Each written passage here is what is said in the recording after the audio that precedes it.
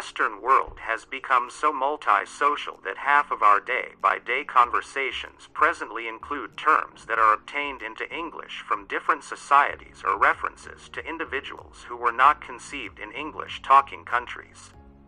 It is, therefore, nothing unexpected that we as a whole articulate a significant number of these terms wrongly.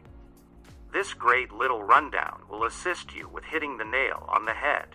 Angela Merkel is the Chancellor of Germany. She was chosen in 2005 and has held the situation for a long time because of the way that the German government has worked of a terrific alliance as opposed to a prevailing decision party.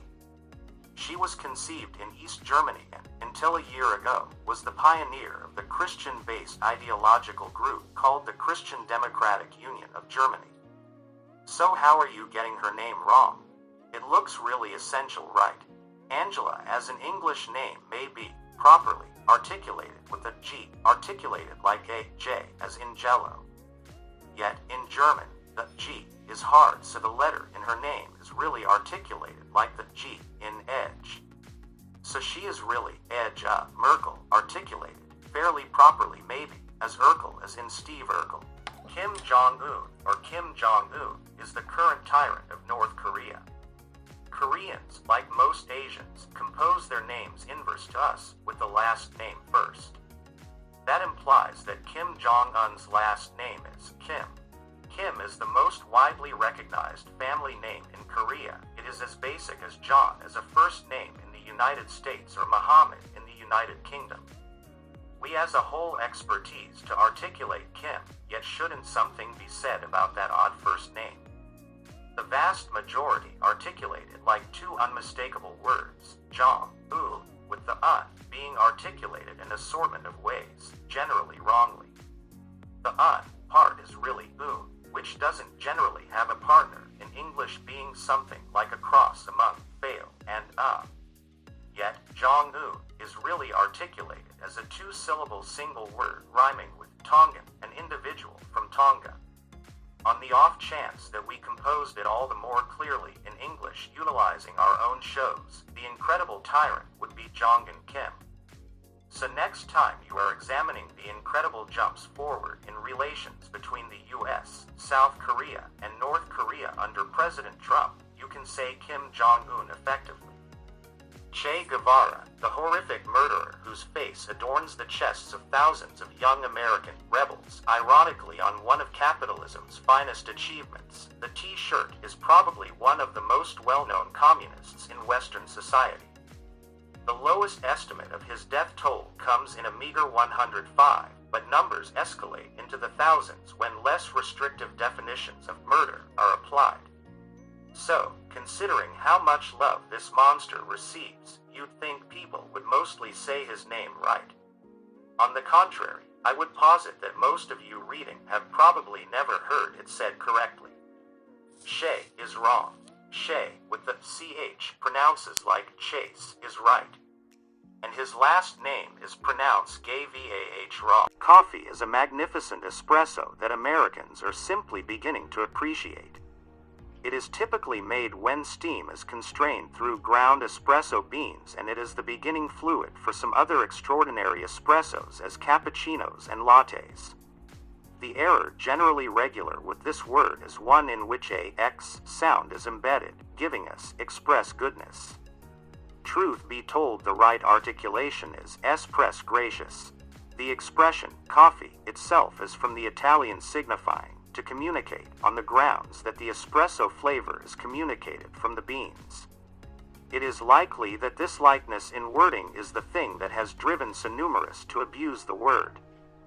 While we are regarding the matter of Italian pleasures, we should investigate another somewhat more uncommon one. Bruschetta is a tasty bit of toasted bread whereupon is spread some similarly delightful garnish, regularly any semblance of tapenata or different spreads. This word is frequently articulated, bruschetta, and Italian does in reality have a shish sound, yet the shish sound in Italian is stated sc, as in lascia, articulated lascia. In bruschetta we have the regular Italian way to express ch, which is hard. So the right method to state these yummy treats is bruschetta. President Trump's detested Chinese brand is Huawei, despised for utilizing taken innovation and for doing to their clients what any semblance of Apple, Google, and Facebook do to their clients, spy for the administration. However, on account of Huawei, it's for the socialists, not the NSA. This is a word that looks absolutely unpronounceable as it so happens. How would you even handle it? There are unmistakably such a large number of vowels in there. Luckily, this is really an extremely simple one, Huawei. That is it. Hua, like an infant, and Wei, like a heading. This odd zest with palatable seeds begins in pre-Columbian America and is directly adored by that peculiar kind of human animals that won't eat animal life, veggie darlings and vegetarians. The seed was completely replaced in the Americas by Western oats upon the presence of Europeans, yet it has undeniably watched a flood in unmistakable quality in the professional classes of Europe and America with a strong media drive towards normal living.